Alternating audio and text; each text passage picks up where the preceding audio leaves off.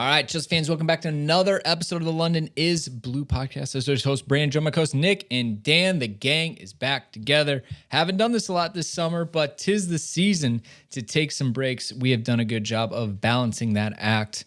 I'm proud of us. Way to go, Nick. Way to almost take a whole weekend off at one time.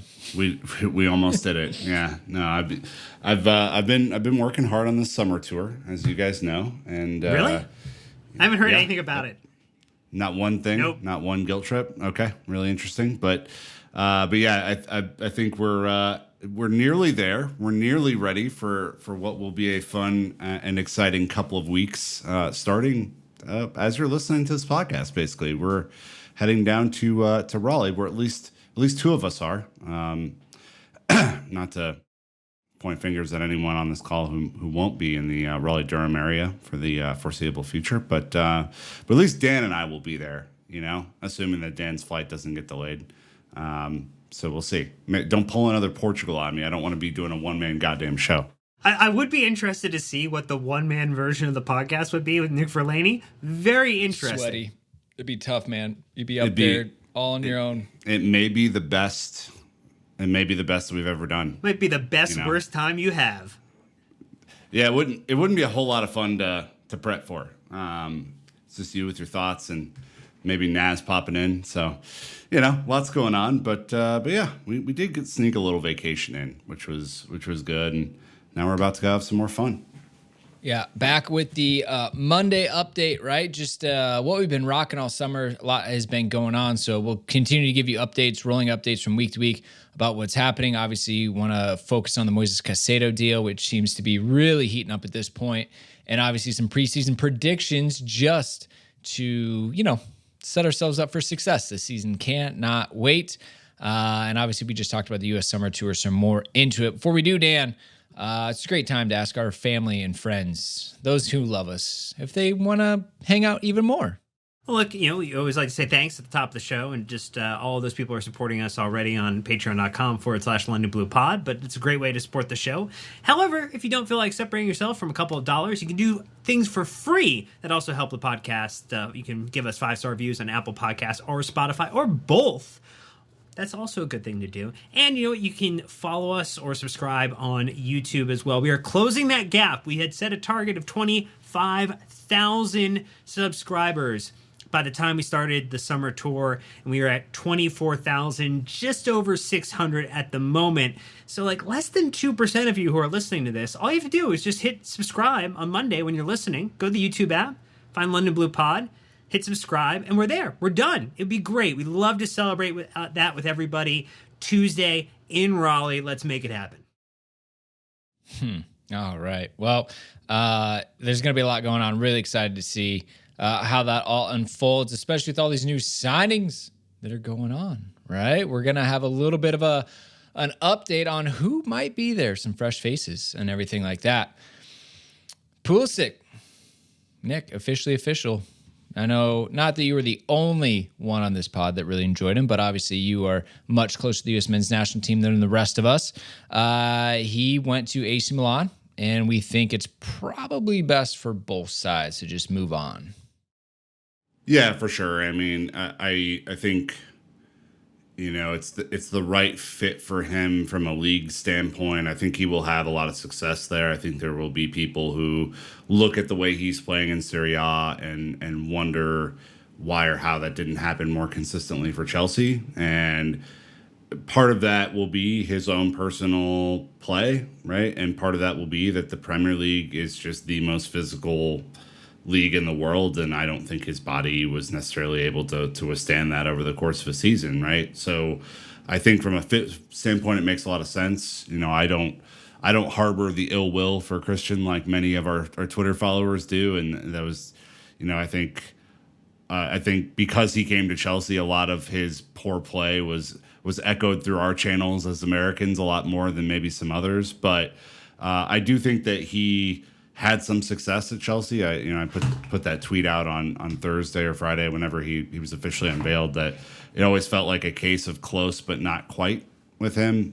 There were brilliant flashes, there were lots of injuries, there were complete and utter misses, right? And the FA Cup final that we went to. He had a chance early to score a goal that now we know would have won us the game and won us the trophy. So, it just didn't quite work out. I remember the excitement when Dan and I were recording that video outside of the bridge, and the just the joy that we felt. I personally never thought I'd see an American play for Chelsea, and I got to see that, and he was a big part of that Champions League run that we had, in assisting and scoring in the semifinals. So, wish him the best. I think it was the right move for all, and I think it gets us closer and closer to a squad that we know is going to be pretty complete here in a couple of weeks. And now we can complain to Pioli and AC Milan if Christian Pulisic isn't playing or isn't performing. So you know what? Thank of that God. has moved off of this show. It's like a weight lifted off the shoulders. It's an opportunity to move forward. And in general, you just want him to play. Again, this is the U.S. individual of the U.S. view of it, but we want him to play ahead of the World Cup here. We want him to get consistent football. Copa America coming up too. So ultimately, this is a very positive thing for him, and then also clears the way for Madueke, for Mykhailo Mudryk, other individuals who, again, do have those longer contracts at Chelsea. So ultimately, the club benefits in terms of moving Christian to a place where he is going to potentially be successful. They get money back in terms of kind of an on-book value for the sale because of how much was left on the deal. And Christian gets to, and the U.S. supporters get to win because they'll, get to move off their ire from Chelsea being the problem to AC Milan being the problem. American hooligans and all these other accounts who consistently slate Chelsea, eat your heart out. Go to the AC Milan accounts, have some fun, and we'll just be over here tweeting about Chelsea. Yeah, I still remember him knocking in that perfect hat trick against Burnley. There definitely were some highs involved. Lockdown Pulisic, as everybody remembers. Oh yeah, I mean he was on fire. I mean it's hard. It was 3 fucking years ago already. I mean that's how fast time has moved. Man City breakaway goal. Yeah, Real Madrid. I mean he that lockdown Pulisic small era that we had helped us get into the Champions League, right? Which helped us win the Champions League the following year. And so, again, there's a lot of negative. There's a lot of people who didn't like him and all this sort of stuff. I think just as everything, it's somewhere in the middle, right? And it wasn't all good. It wasn't all bad, but good for him. And now we get to move on and focus on some other players. All right. Well, the ones that are still rumored, Aubameyang to Marseille, apparently that is starting to actually maybe have some momentum. It sounds like Sadi's not going to work. Hudson-Odoi to Fulham, assuming Willian goes to Nottingham Forest. I guess that's a one in, one out situation there. And Ziyech is still kind of in limbo as well. I'll start there before, obviously, Lukaku's the big one. Fulham, or the first bid for Callum was rejected by Fulham, it looks like, Dan. We've seen this pathway a lot of times from Chelsea to Fulham. It's close. It's nearby. Don't really have to change your lifestyle. Sure. There's a lot of familiarity with that. Obviously, Ruben Loftus-Cheek has gone to loan there and things like that. So, for Callum, Premier League football is probably the goal after a not great season in the Bundesliga. Yeah, not a great loan spell. Really fell out of favor there and didn't find, I think, exactly what I was hoping for. This gives him an opportunity to try and reboot, remove from the time kind of being around Chelsea. And I think the other thing to kind of keep in mind is Callum is still a very young player. He's 22 years old. He is, or 23 probably in the very near future. So he's got a ton of opportunity to still find himself. And if Chelsea, again, this whole exodus of players has been clearing a lot of past history and a lot of past mistakes. Maybe Callum Hudson-Odoi didn't need a massive contract when Bayern Munich were coming after him, but that's what the previous regime decided to do, and that's probably not a contract that the existing club ownership or ownership structure wants, or technical directors, sporting directors want. So ultimately, this just continues to reboot, move in the right direction, and you're also going to have youngsters moving up to the squad, most likely staying with the first team this year, someone like Lewis Hall. So, you are going to still be bringing up individuals who've kind of gone through the academy pathway as you continue to reinforce in other areas. So to me, this just makes a lot of sense. I would hope that it gets done because ultimately it just creates more of an avenue. And all the reporting suggests that he's not coming on he's not coming on the U.S. tour. So there's a view in that opinion then that the deal would get done soon so that he could then join up with whatever the squad is, get all the medicals done, and advance to the team that he needs to be with for the foreseeable future. Yeah, I always thought that like Fulham or Palace would make a lot of sense just with their squad constructions and like the sorts of things that we know when healthy he can bring to the field. Like, you know, he's had some really dynamic patches for Chelsea, but it's just been patches due to health and physical limitations, stuff like that. So, yeah, I agree with you. I think this makes a ton of sense. I hope it gets done. And I think he's one of these that I don't know if I'll ever feel the same way that like I feel about him like I do like Ruben, who really gutted it out and went through a bunch of different changes and eventually got, you know, I think a move that he's going to be fucking great in, which is a move to Milan. But I'll always kind of, I think, have a warm spot for Hudson-Odoi. Just unfortunate set of circumstances. And you know that he has a box of talent that he can pull from if he's healthy, Brandon. There's no doubt about it. You know, he did have that tough summer where they had the big standoff if he was going to stay or go, ended up signing the extension, got a big pay raise, and then it didn't really go anywhere. So Chelsea invested in him, hoped. I was kind of looking at his stats on FBref again. If he can't figure out the attack, like the goal scoring assist side of it, he's going to become a fullback because he's really good on the ball. He's really good at progressing. Maybe if he's in a little bit more of a limited team like a Fulham or a Palace, obviously in this case Fulham, he won't need to do the finishing. He just needs to get it up the pitch and work on it in transition and be really effective for them. We'll have to see where they go. But yeah, I mean, he's still 22, right? Like he's got a lot ahead of him. And I think that there's a Premier League player in there. He just needs to go find it, and best of luck to him. There's no ill will here. The Aubameyang to Marseille, I don't think there's a whole lot to say on that one other than like, hey, we're open to offers. Like, let us know if you're interested. Ping me. We're looking to deal. I did like what Matt said about him though, that, you know, like he's not pulling a Lukaku, right? He's not throwing a fit. There have been times in his career where I think his reputation was that, and this is not the case, and I appreciated that clarification from Matt. Again, this is the more that I've thought about Aubameyang, Dan, the worse I feel for him, and not because I think he's a superstar player, but I think he just had the rawest deal. He came to play for a manager who really wanted him, played 40 minutes for him. The guy got fired, went through 3 more manager changes, and never really found his form. And look, he has some culpability in that, right? Performance and all that sort of stuff. There were some really lackluster run-outs that he had toward the end of the season. But if you look at it compared to the rest of everybody, I don't think it's any different than that. And I hope that he goes to a place that really wants him. The 2 key points were that Marseille apparently was offering a 1+1 deal, so 1 year with an option versus a 2 year, and that Aubameyang was potentially going to make some concessions his wages or his wage structure in order to push. He's almost going to have to. Yeah. I mean, that's just the nature of it. And I think it's interesting because I did check Urban Dictionary, just as you were saying, he was not Lukakuing it. Technically, the Urban Dictionary definition is to lose something under your control or mishandle it due to the lack of ability and or concentration.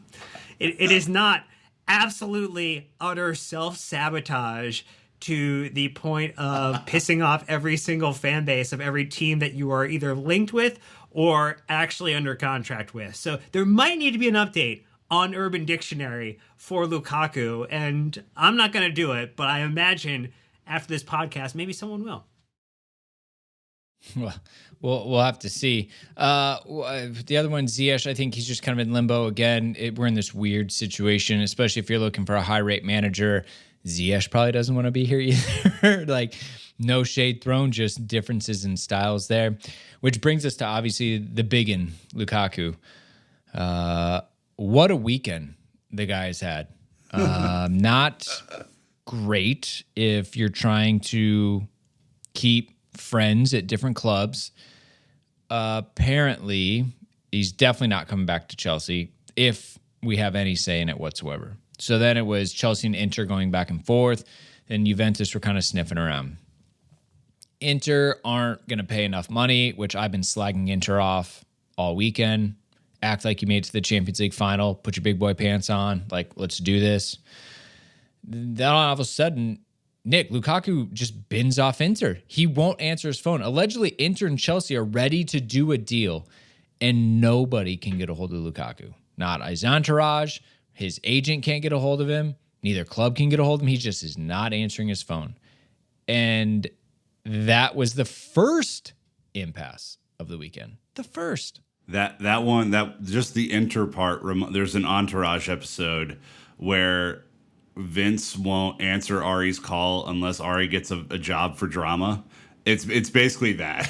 It is that, and it's just it is so perfect. I mean, it's imperfect in all the ways, Dan, but it is so perfect that it's like just when you were about to be lowballed by these motherfuckers, you stop answering your phone and start doing something else completely different. It's amazing. I thought it was more like GTA, where like his wanted level was increasing. It's like everybody's trying to find him now. It's like, okay, come on. Like, where are you holed up in this area? Like, we need to find you because we have papers that need to be signed. As we know, DocuSign from David Barnard. This is ultimately the thing we need to get done.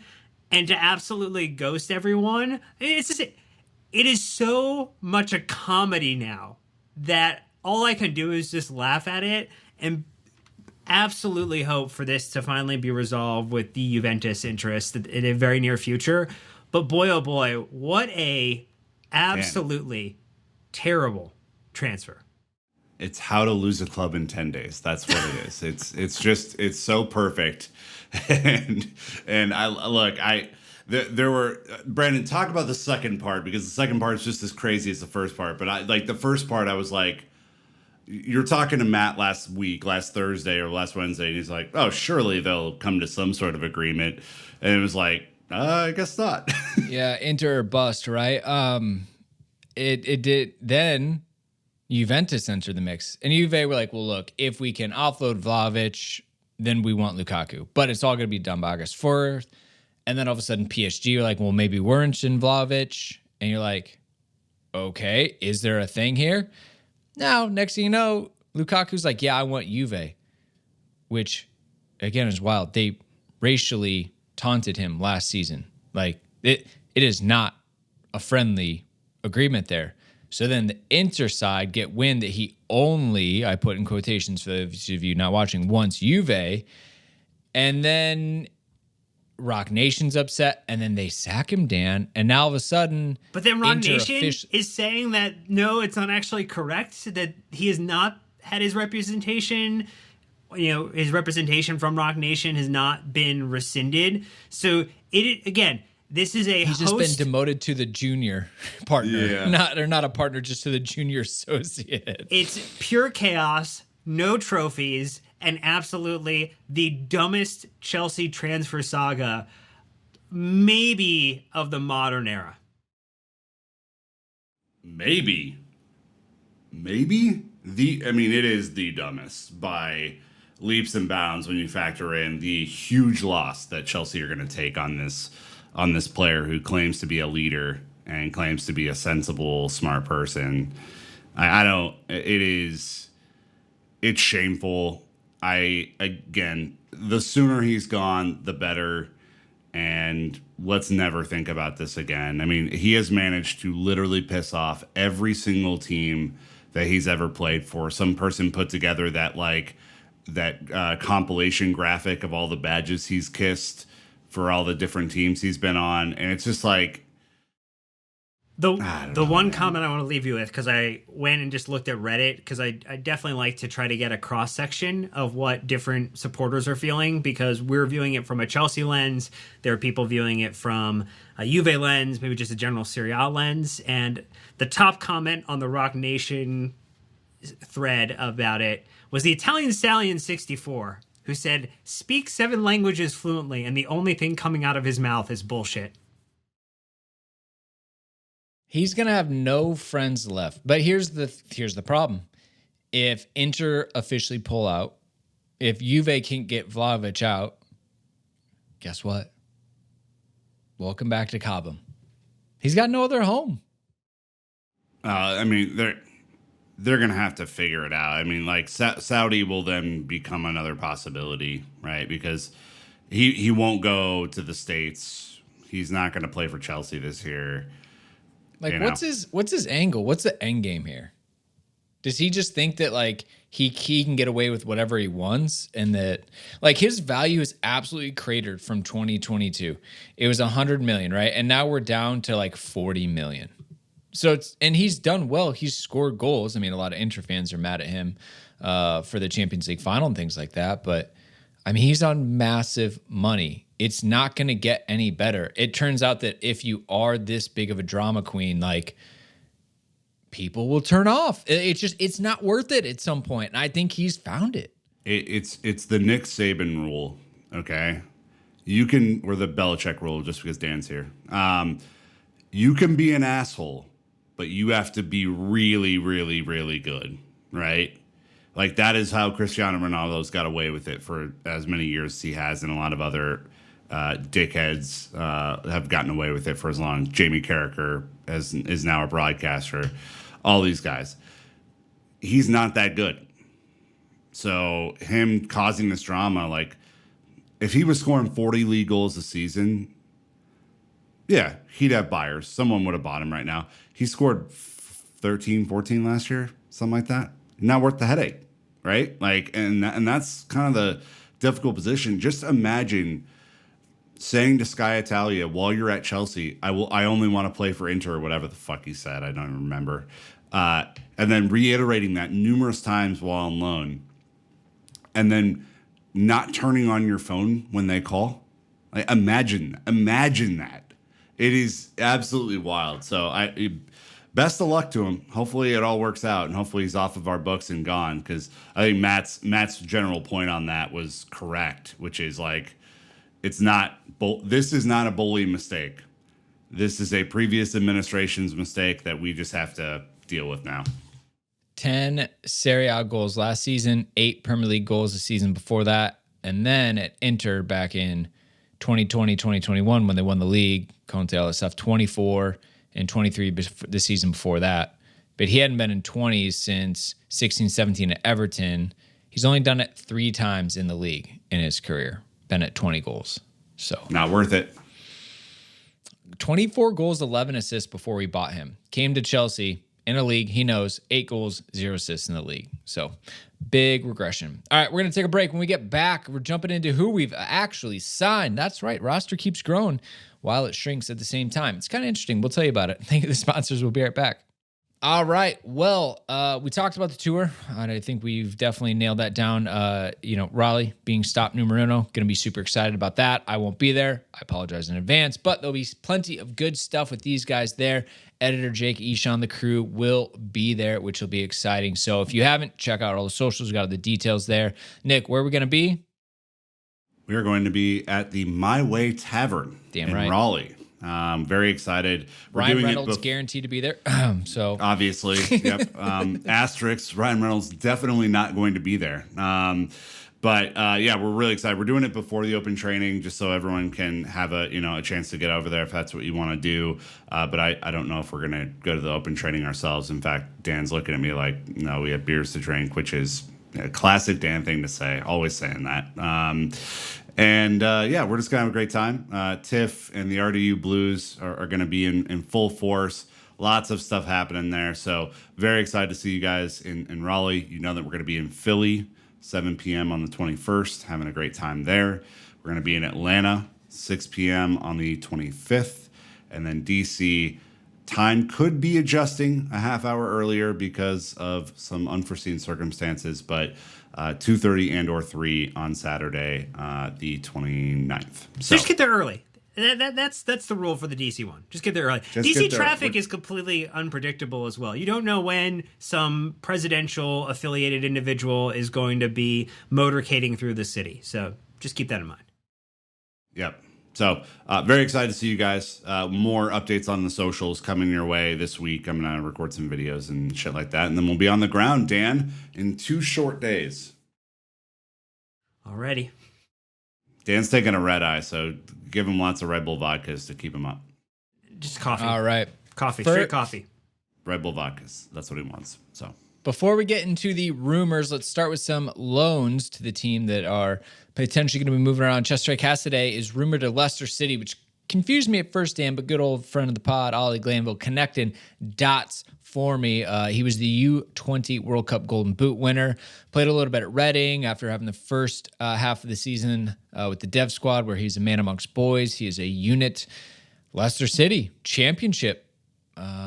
They probably still have a good infrastructure of a team. Obviously have a really good stadium and training ground. They're going to want to bounce right back up. So you assume that they're going to be pushing for promotion right away this season versus kind of like a mid-table or dwindling championship side like Reading were.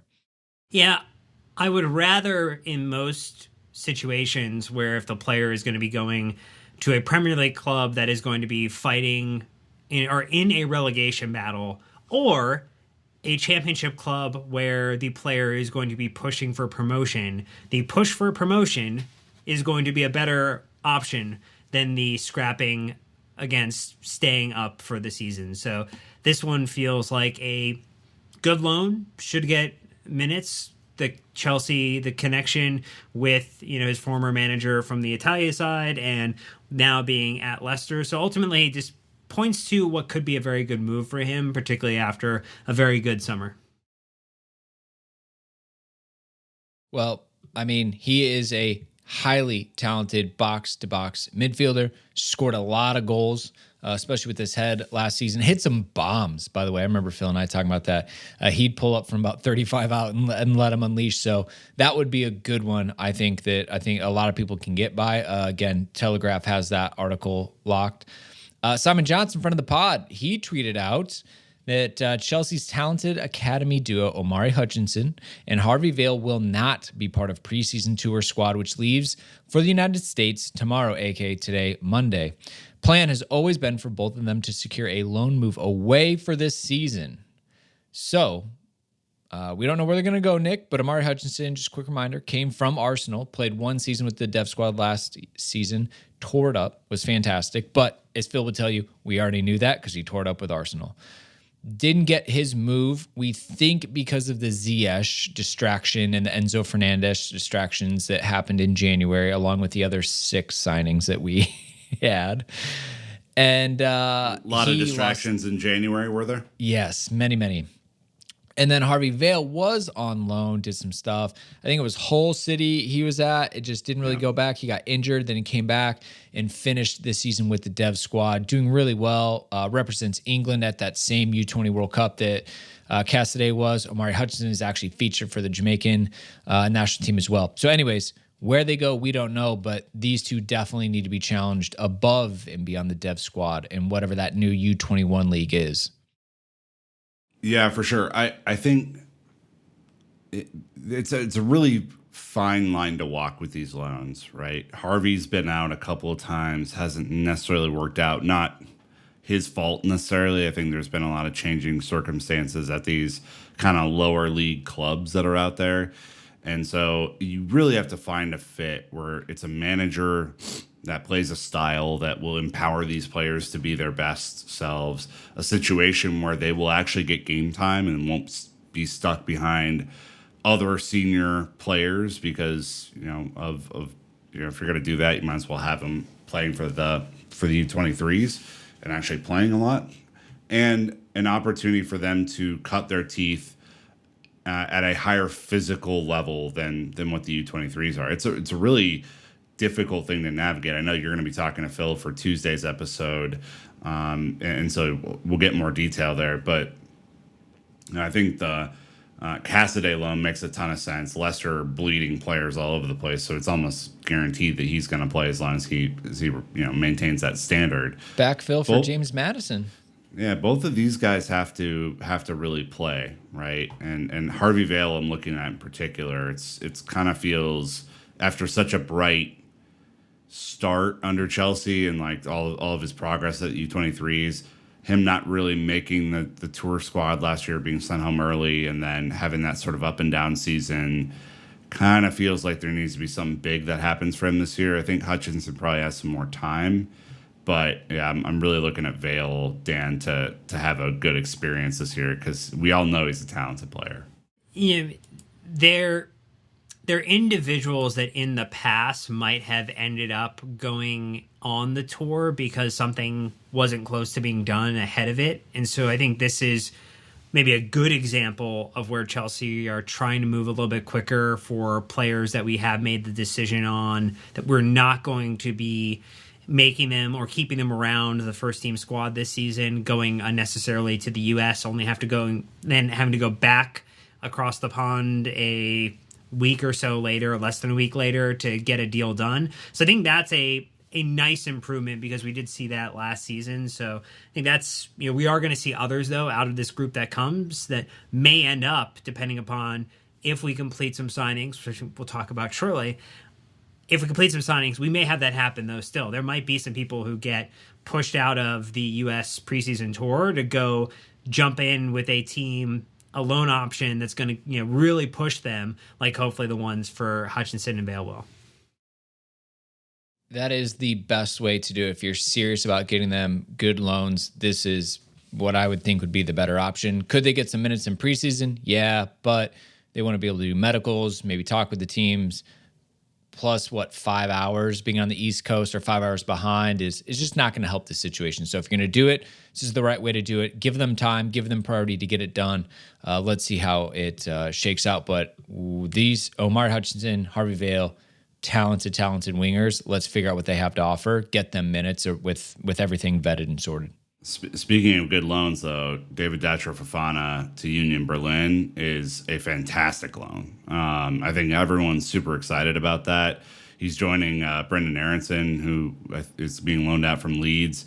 They're going to play Champions League this year, and so it's like fucking huge loan for them, right? And so really excited for him to kind of cut his teeth at a level that's higher than the Norwegian league, and maybe just a skosh under the Premier League, so that he gets some playing time, because that's going to be massive for him. Okay, so we've got some other rumors that they're not fully progressed. We got to see how they go. Sounds like Moises Caicedo, the club, are officially saying, you know what? You got 1 week to get it done. 1 week, figure it out. And apparently they're even willing to pay more money to get it done in a week, which is really interesting. We'll have to see how this goes. We'll progress, but I do like the urgency. I do like the focus on the one target. We even saw Arsenal bounce around from a few different targets. Other teams have bounced around to a few different targets. If this feels like Chelsea picked a target, scouted and said, this is the one. We're going to take our time and do this one right. There's been no counter briefings to say, oh, well, we're looking at even Declan, right? He wasn't even in the conversation. There's other defensive midfielders that we could have talked about. We didn't. You have 1 week. Pay up. Well, I think it's the desire to get a deal done that gives Pochettino and the players enough time to get accustomed to Caicedo, to get him in with some preseason opportunities, to get ready for this season. And we are not about like 4 weeks away from the start of the Premier League season at this point. So less than a month's time till we kick a ball against Liverpool for our first game. And you would want that player to come in and had some time to really bet in and know exactly how you're going to be lining up, or starting to conceptualize how you're going to line up there. So it feels as if this is the natural progression. I get where people think it has been slow, but if you're also trying to negotiate the structure of a deal, that is where the issue is. It's not that Chelsea maybe don't want to pay, or maybe the valuation is off or so broad, because again, there's a player there's a buying club, there's a selling club, and then there are agents. And all of them influence the narrative. So the headlines change relative to those groups trying to put out their bit of news around the player and what they want to do, what the clubs are trying to do, and everybody's briefing and counter briefing. And so that's where you get, well, we're $100 million is, or £100 million is the Brighton's valuation. Then Chelsea are like, we don't want to go above 80. And so it'll be somewhere in the middle of that is where this will end up being. And it's now just down to the structure. And if Chelsea have done all of this great work to move on some players, again, this might be why someone like Callum hasn't left yet. Maybe, again, another 2 million, another 3 million, another 4 million pounds potentially in add-ons. All helps to make the difference for when you're trying to go after, a 80 to 100 million pound player. And again, you can argue whether or not Moises Caicedo is worth that amount. But in terms of just if you ask the question, Nick, would you like Moises Caicedo to be in the midfield at Chelsea? I think generally the answer would be yes. And it's less to me then about what the end terms end up being, because that's just something the club hierarchy has to figure out. It's a hell of a lot of money, right? I don't want to start treating 100 million pound transfers like they're 40 million pound transfers. I think that would be stupid. But it's more about time to me right now. And so if you're haggling over a few million when you're already spending that much, it's more about getting him in so that he has as much time to work with Pochettino in preseason as humanly possible, so that we get to start the season well, unlike the last couple of years where it feels like we've kind of, stumbled into the season. And so, yeah, just get it done. And if you're not going to do that deal, go get Tchouaméni from Real Madrid, and just make that deal done. There's no, if they legitimately will not sell him without us giving them Levi Colwill on loan again, or having some sort of option to buy, fuck them, move on. That is the end of the story. It'd be really interesting to see, potentially Tchouaméni on loan or something like that, but where they would pivot if they had to. He's 21 and change. Essentially, he'll be 22 next season. We've all seen Dimitri's player radars. He speaks so highly of him.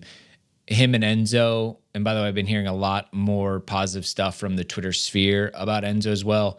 These two in the middle, letting Enzo get a little bit more forward would be interesting. What I would say, we saw how good the team can be with N'Golo Kanté. I'm not saying Caicedo's that. I'm just saying if you can have someone at the bottom that is trustworthy, even with Nemanja Matic, that allows the team to get forward and do other things, that is worth a lot of money, because that unlocks the other players that you've brought in. So that's why it's my favorite position on the field. That's why I pay so much attention to it, because without that kind of player, as we saw last year, in any sort of consistent capacity, your whole balance is off, right? You get run in transition. You're not able to progress the ball well enough. It's why DM is my favorite position to watch on the field. And look, I still think we're short, even if we get him. I think we're really short in that area, unless Ampadu's going to stay and fill in, occasionally for players who can't, play every couple of days. So, I think there's still even more work to do on that front beyond Caicedo, but just get it fucking done. Yeah, for sure. Okay, Cherki, Dan. Sam is mixed on Cherki. Loves what he can do. Also a little bit of concern with his ability and long sprints and things like that. Pulisic just left. Ziyech is kind of in the balance. Do we need another winger? Sounds like he's a one-season wonder so far. Young, high potential. Where's he going to be? I feel like there's some murmurs here, but nothing crazy concrete with Ryan Cherki. But you did the pod of Sam. He seems exciting. I listened. Well, we did talk to Lee Scott, and he had some opinions on him as well. There's a lot of people, I think, in the football sphere who find Cherki exciting. A player for Lyon at the professional level and for France in the international game.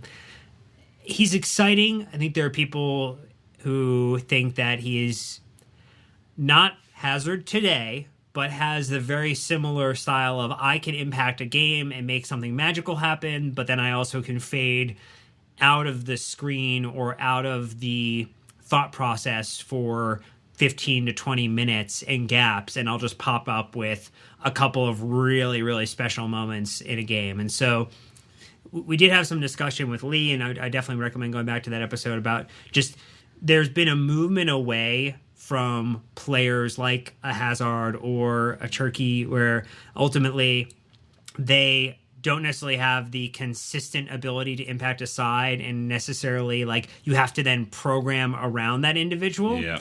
That is, I think, the big kind of question mark. But again, if you can bring him in, work with Pochettino, elevate his skill set, and make him more impactful, that could be very, very interesting. And so I think, Nick, there's this deal, I think, hinges on, do Chelsea get the right deal with Caicedo, and then ultimately they can make all their considerations around any other remaining business that they want to do. But could be very exciting. I don't think we're going to be super sad if we miss him in this window, but it would give Pochettino another option for a young, talented attacker to be progressed, to be developed at Chelsea.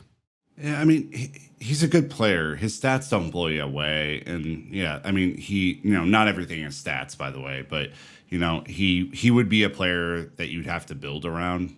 And it doesn't feel particularly like a player who would fit in the high intensity Mauricio Pochettino mold necessarily.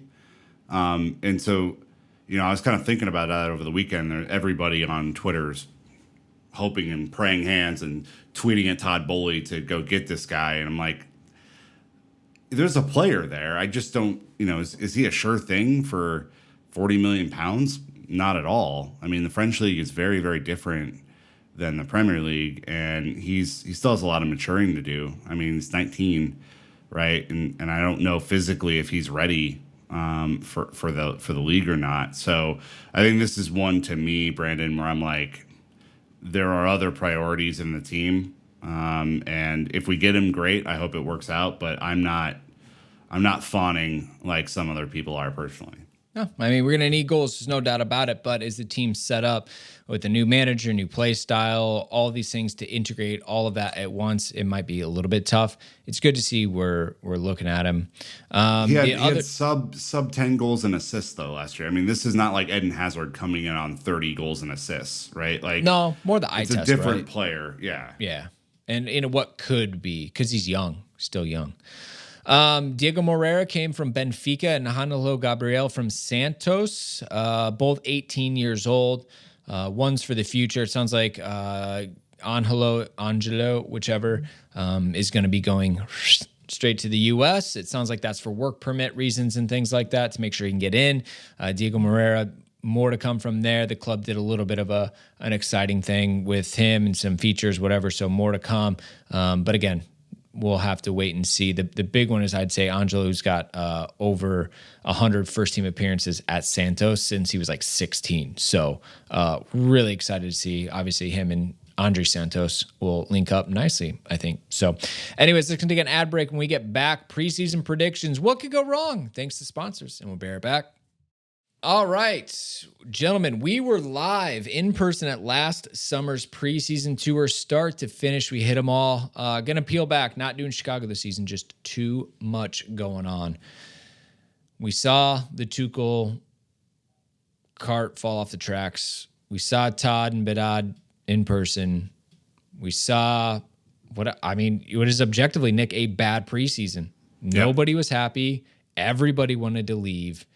Yeah, Kepa was on his way out and then played the whole entire season. You're like, what's going on here? It was a very weird place to be last summer. Kennedy, Batshuayi, a split camp. I mean, it was weird. So this season, different vibes, huh? Big different vibes. Dan wants to know what your general expectation is for preseason. Yeah, I'll just start that. I'll leave it wide open. Yeah, I think the games are not important, right? The games are trial runs, and so I expect, you're probably going to get a lot of unique formations and personnel groupings and stuff during the games that are not necessarily going to be reflective on how Chelsea will actually play during the season, as you get people in, or potentially get new signings in and all that sort of stuff.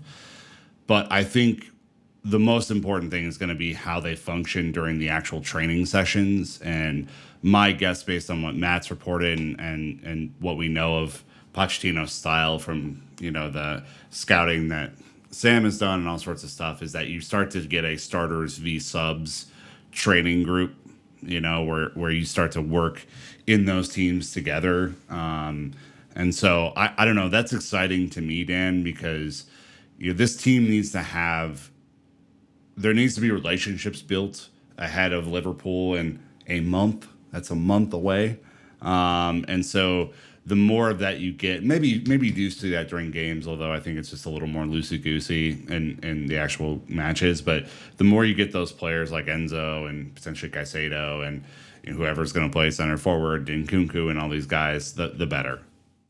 The two things that I am most looking forward to seeing is hopefully lots of running. I think in general, a just step change in the intensity that this side plays at. And again, it's preseason. Preseason is about conditioning and fitness, and the reason why there's a little bit more about structure and style of play is because we've reset on a manager. But ultimately, seeing a higher level of fitness from where we started last season, or even where we were in last preseason, is going to be an important thing. And then the second thing is just, I want to see some forwards scoring some goals. They've brought in 2 new attackers. We have attackers now in their second season at Chelsea. It's going to, or maybe a second half season. So it's going to be the end of their first full year at Chelsea. And ultimately, seeing them contribute some goals or work together and how we're going to produce goals as a team is going to be interesting to see. So I remember back in 2016 when we had Conte for the first time, right? We came to Minneapolis, started our first pods, and the amount of running that was going on there, that is kind of my general expectation again. Antonio Conte played, it was like wholesale changes at halftime, right? Every 45 minutes is like a new team came on. That's what I'm expecting. Poch is going to be working these guys hard. Conte was doing 2-a-days every single day, even, after the game, there's more conditioning on the field afterwards. That's what I think we're going to see. Tons of players.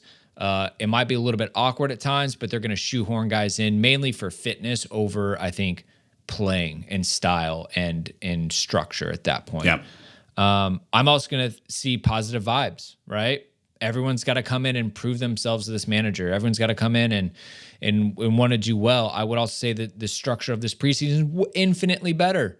Instead of going from LA to Vegas to LA to Charlotte Orlando, then to Charlotte, back to Orlando, or whatever their base camps were and everything, it was a mess. And I think they did way too many PR and sponsor stuff. The players didn't really get to focus on the football nearly as much. They're base camped on the East Coast. All the games are the East Coast. This is a smarter way to do it. I know it leaves 2/3 of the country in a tougher position, but with the ability to fly across the country is so much easier here than other places. I think we're in a good spot. So those are a couple of things that I'm really excited for. Dan, good luck with the goals. Those are the hardest parts, let alone in preseason, but let's get some, right? I'm excited to see. Should be a fresh energy, should be excitement with this team. Poch is going to bring the vibes. We'll see how it goes. All right, what about of our current players? Who are you most excited to see? Again, no new players, because obviously everybody's going to be excited about them. So, Dan, who are you going to try to hug in the tunnel? No Aspie this year. No hugs in the tunnel, but I think the player I'm most interested to see from who was in the squad last year, I put Reece James. I think there's 2 interesting things that I'm looking forward to seeing. We know that he is potentially a vice captain candidate for this season. I think there's some assumptions that Thiago Silva may, in fact, be the captain again. Again, Pochettino hasn't said all that. We're just trying to infer from what we're seeing and hearing. But also, he did end the season early. He along with one or two others shut down early to try to get back into fitness for the start of this season, because last season was done and dusted and cooked much earlier. So I think where he's at from a fit standpoint, because we know that this Chelsea team has been one of the best sides in the Premier League when players like Ben Chilwell and Reece James are healthy. And so if we have a very healthy and fit Reece James heading into the season, who is now even at another level because he's donning some of that additional leadership responsibility within the team due to some departures, very excited to see his persona and impact both on and off the pitch during the preseason. Yeah, I have two. I am. This is supposed to be one player. But you said who of the current players, so they didn't specify one. I'll give you one, Madueke. I think he just comes off of a great Euros performance for the U21s. We know that we don't have a ton in terms of right wingers. He could be the guy this year. And he was relatively exciting in the couple months that we get to see him at the end of the season. Can he take that next step? Right? We know he has energy for days. We know that he's had an injury record as well when he has played at his previous stops. Can he make that step up? Can he help assist and score and provide some balance to the team that is primarily left wingers for God knows what reasons? But can he do that? And if he can, awesome. Like really, really excited about that. I think he is on the short list of who is going to be Nick's new favorite player this season. That's a list that maybe we'll find out in preseason that we have an answer to. Maybe we'll take the entire year to make a pick. I know everyone's waiting on pins and needles for that decision. We'll have a recurring segment on here that we'll have Dan put in the scripts, and we'll see what happens. But Madueke would be my answer. Brandon. Nice. Bettinelli, the man, the myth. Bettinelli. Love to see little bets. Amazing. Come on. Amazing Brandon Busby pick. never misses an opportunity to troll to the max. He is one of the most chill dudes. Hey, what about Solanina? You think he's going to be around? I don't know. I was looking guess that he is on the preseason roster. I mean, why not take an American to America, right? So I was kind of looking through the roster, and there's some interesting names here. That might be going. Bettinelli. I am excited to see Enzo Fernandez. He's such a crucial player. I would just want to see where he's at. I want to see how he's feeling. The other one being Wes Fofana. That dude is so chill, loves the game. I think he's such a fun player. But no matter what, everybody wants to see Thiago, Papa Silva. He's always a crowd favorite, and it's just when you see him, he's always smiling, and so you gotta love to have his energy around, which I'm excited. So Dan got mad at me for putting 2 down. You just named 8 players. Like what, 3. I'm really excited for everybody to get an opportunity. I love everybody. I just participation trophies to everybody. I hope they all have fun. What about the new player you're most excited about? I'm going to go with Malo Gusto here. Like Malo? marshmallow. Marshmallow. What? God. Wow. Never had a s'more in your life, weirdo. I have, but they've been made with marshmallows, not mallows. All right, whatever. Malo Gusto, because I am intrigued to see if he's actually a backup for Reece James. I know there's been...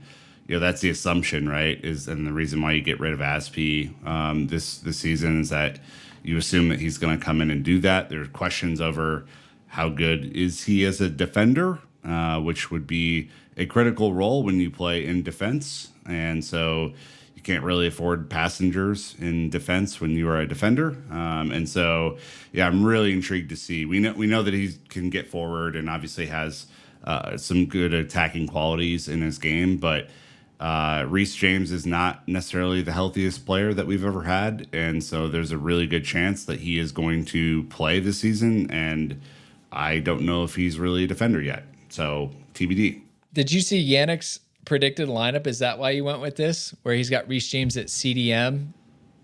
Oh, no.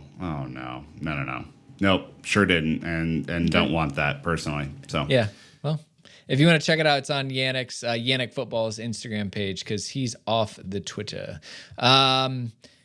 New players. I tell you what, a lot of these guys feel like new players just from the end. Andre Santos, there's no doubt about it. I want to see what he brings to the table. Nice one. Yeah, Ollie did an amazing job at sending us all the highlights from the tournament last year where he just balled out of control. I want to see Matt Laws said the club are super excited about him. I want to see what he's about. I'm really, really excited to see what Andre Santos is about. Dan, I'm also excited about what you have to see, not another player. I know you were worried. I saw that twitch in your eye. I think getting to see Jackson and how he performs, particularly because he was a end of the season or second half of the season. That's when his performances came to the level to put him on the radar of a team like Chelsea. And so again, we've talked about maybe this is a very early reach in terms of bringing a player upward into the Premier League, into Chelsea. But I'll be very interested to see. I think someone like Nkunku has a lot more tape, and we've probably all watched a little bit more of him. And so while I'm excited to see any new player that comes to Chelsea, I'm excited to see any Chelsea player who plays live. I think I have a lot of questions that I want to get answered around Jackson in particular through the observation time of preseason. I want at least one balloon in the States. Oh my gosh, yes, please. Come on, bring them with you. That'd be funny. Who do you project will be the Victor Moses player preseason? Isn't it? I thought it was the Ross Barkley. Ross Barkley. Yeah. Boo, Dan. Victor Moses had multiple years of being a preseason hero. Ross didn't get the boss nickname by not performing in preseason. No. Yeah. Vic is way more important in the tapestry of Chelsea, and I reject the notion that you're going to hand that over to Ross Barkley. This is the worst like thing that you two have ever suggested on the podcast in this exact moment. I guarantee, guarantee the comments will agree with me. It is the Victor Moses preseason man of the preseason. I'm pretty sure we're going to win that. Ishan put it out as a poll. I'm very sure that the boss is going to win. Who cares if they're player of the preseason? Are you saying who's going to be the breakout player in the preseason that has a future? Because the season starts right after that. So effectively, it's who's just going to have the best preseason? I was trying to come up with something fun, and you guys just destroyed it. So well done. I mean, we made it accurate, is what we did. I mean, the boss had some absolute bangers in preseason. I mean, people forget the boss had a couple of moments in those preseasons that you're like, is he gonna do it? And then I was like, no, he didn't. Just offer up your player. Just come on, let's go. All right, Enzo. Enzo will be the player of the preseason. I think there's a strong chance that he takes on a leadership role. I'm not saying that he will be captain or vice captain or anything like that. He's still relatively young, but he is giving off leadership-y vibes, which is good. And, of course, playing for a manager who is desperate to utilize him in the best way possible, I think he will thrive. And so that is my player of the preseason. No, okay. Hey, if Bettinelli's our player of the preseason, we are fucked. We are in real trouble. It's going to be tough look. Well, again, I have to think that if we're going to heavy rotate 45 minutes, I think Enzo's probably a good shout because he's just going to be able to be involved a lot. It's going to be tough for attackers in 45 minutes to get out there and do some good stuff. But only in preseason. I mean, I guess I'm hoping Mudryk comes back with ass on fire, ready to just get after it. Does Raheem Sterling step up? That's a tough one for me. Pick one. I just know it's not Lukaku. Don't name the whole squad again. So yeah, that's where I pick one player. I mean, you don't get away with sitting on the fence for this one. I mean, I'm hoping Mudryk comes out and just torches everybody. Okay, so Mudryk's your pick. That's very cool. That's my hope. He's made a selection, Dan. Congratulations, and we get to move on to you. So I think Enzo is a good shout, but I think to the points that Nick made, that there's going to be some heavy rotation throughout. I feel like Conor Gallagher is just a interesting shout for the winner of this. It's going to be Gallagher. That's just going to be Gallagher. I think he's going to get a ton of minutes. He's going to be well conditioned to tackle preseason. And because of the conditioning, whether or not he is the best season, I think he is going to have the opportunity to have the best preseason of the squad. And then once Caicedo arrives, you wrote that, so it's really 3 players you put into your answer. So I just thought I'd throw that out there. I'm only committing one on the show. I gave myself notes to reference when I made my point. Awesome. Well, look, that's going to wrap us up. This turned really hostile. I don't know why. What happened at the end of this episode? We said some things. Dan wrote some things. So and I feel pretty good. You're going to have to let us know what you think, ideally in person, over the next week and a half as we follow Chelsea around the United States. We are super excited about that. 2 full weeks. Preseason is upon us. The team have flown out by the time you're listening to this. Very exciting times for us American fans. For the rest of you around the world, we will be around taking a ton of video, a ton of photos. Follow us on all social media platforms. We're going to have pods coming out very regularly. It's going to be a fun time. So anyways, like and subscribe. Check out the YouTube. 5-star reviews. This is the time we need you more than ever as new Chelsea fans are coming to the table. So anyways, that's going to wrap. Until next time, Chelsea fans, you know what to do. Keep the blue flag flying high.